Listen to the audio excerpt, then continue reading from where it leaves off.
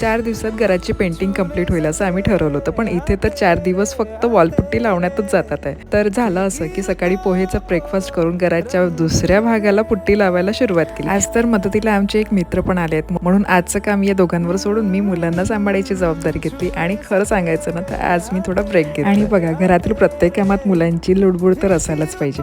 आरव, अश्वित, माझ्या मैत्रिणीची मुलगी, तिघही आपापले टॅलेंट या भिंतीवर दाखवत होते. आता आमच्या गॅरेजमध्ये भरपूर सामान आहे आणि आमच्या कम्युनिटीच्या रूल्सनुसार कुठलाही पसारा पार्किंगमध्ये ठेवता येत नाही, त्यामुळे गॅरेजमध्ये सामान असं ऍडजस्ट करावं लागलं. तर तिसऱ्या दिवशी आमच्या संपूर्ण घराच्या वॉलपुट्टीचं काम कंप्लीट. एकदाचं वॉलपुट्टी लावण्याचं काम संपलं, याचा आनंद आम्ही साजरा करणारच होतो. तेवढ्यात मित्र म्हणाला की अजून वॉल ग्राइंडिंग बाकी आहे, त्यामुळे चौथ्या दिवशी वॉल घासण्याची प्रक्रिया सुरू केली. आज घराचं काम आवरता आवरता सायंकाळचे 8 वाजले, त्यामुळे मग सायंकाळच्या स्वयंपाकाला आज सुट्टी घेतली आणि आम्ही गेलो पिझ्झा खायला. चला, आज होता आमच्या प्रोजेक्टचा तिसरा आणि चौथा दिवस. उद्या करायची आहे आम्हाला वॉल पेंटची शॉपिंग. तर भेटूया उद्याच्या ब्लॉगमध्ये.